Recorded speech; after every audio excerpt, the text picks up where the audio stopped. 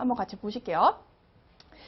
자, 가장 많이 실수하시는 거 답안지에 불필요한 여백을 많이 남기세요. 예, 문제 하나가 끝나면은 막 5칸 띄시고 그 다음 내용 시작하시고 그다음에 문단에 이렇게 문단과 문단에 이제 시작해야 되는데 이렇게 2칸 혹은 막 3, 4칸씩 띄고서는 다음 내용 서술하시고 이런 경우가 많거든요. 근데 잘못하다가는 이게 부정행위를 하는 답안으로 오인받으실 수도 있습니다. 특히 쓰시다가 이제 중간중간에 이게 쓰시다가 다른 내용이 기억이 나실 수도 있잖아요. 다 썼는데. 그래서 빈칸 여백에다가 깨같은 글씨로 뭔가를 이렇게 잔뜩 써놓는 그런 흔적이 발생된다라고 하면은 정말 부정행위로 오인을 받을 수도 있거든요. 누군가 답안을 덧붙여줬다. 라고 하고 그래서 이런 것들은 좀 주의를 하시기를 당부를 드리고요.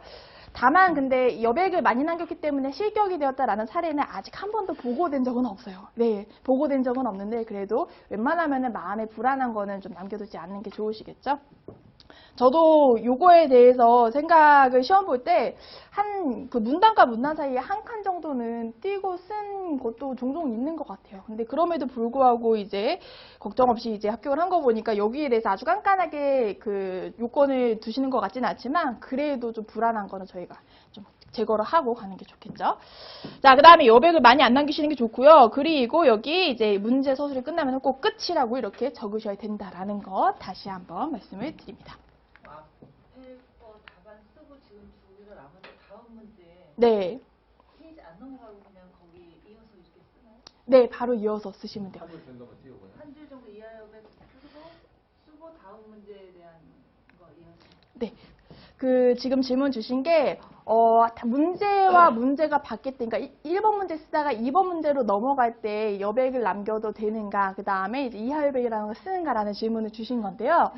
자, 문제와 문제 사이에도 여백을 남기지 않는 게 원칙입니다. 끝이라고 쓰고 바로 이어서 쓰셔야 되는 게 원칙이에요. 의미 없는 여백을 남기면 안 되기 때문에. 하지만 대부분은 다 문제가 끝나면 한두 줄 정도는 띄고 시작하시는 게 일반적인 것 같아요. 그래서 그 정도까지는 용인되는 수준이라고 보고 있고요.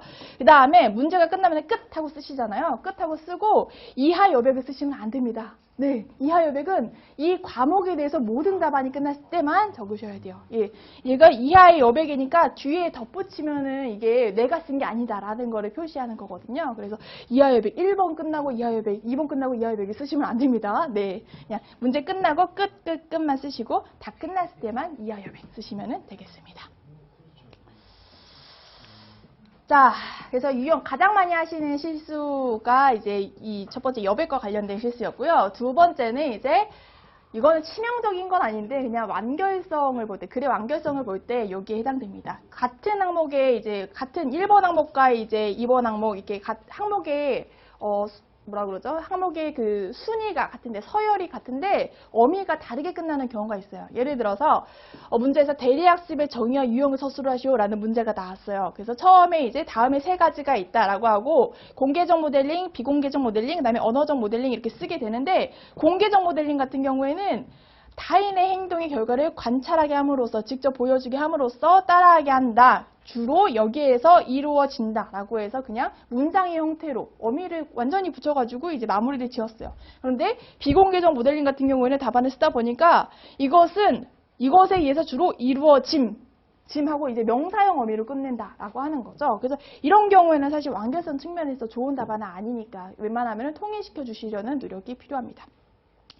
가끔 가다가 제가 안 그러려고 노력을 하는데 그 답안에 이제 모의고사 문제를 출제를 하고 답안도 급하게 이제 만들어가지고 제출을 하거든요. 이제 학원 측에.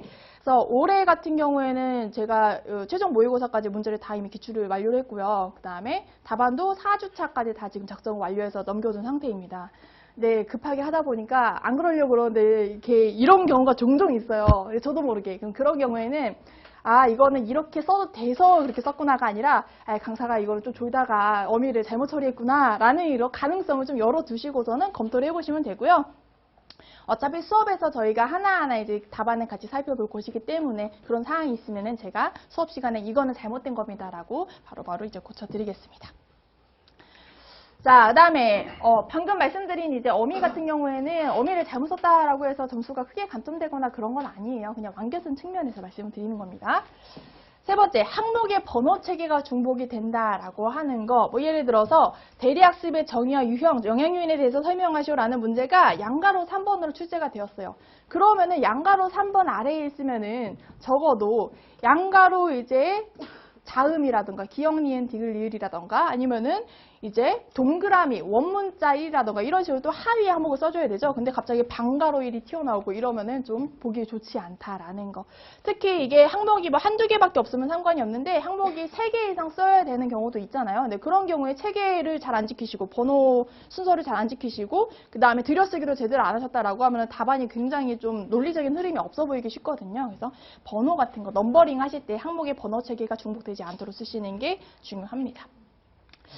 그래서 일단 기본적으로 저희가 항목을 쓰게 되면은 이제 그냥 1, 그 다음에 방가로, 그 다음에 양가로, 그 다음에 A, 대문자 A, 그 다음에 소문자 A 이런 식으로 이제 갈 수 있게끔 안내를 드리고 있습니다. 여기 대문자 A 같은 경우는 뭐 원문자 1이라던가 이런 식으로 바꿔서 쓰셔도 무방합니다. 그래서 이런 식으로 이제 항목 번호 체계를 숙지를 하시고 활용을 하시면은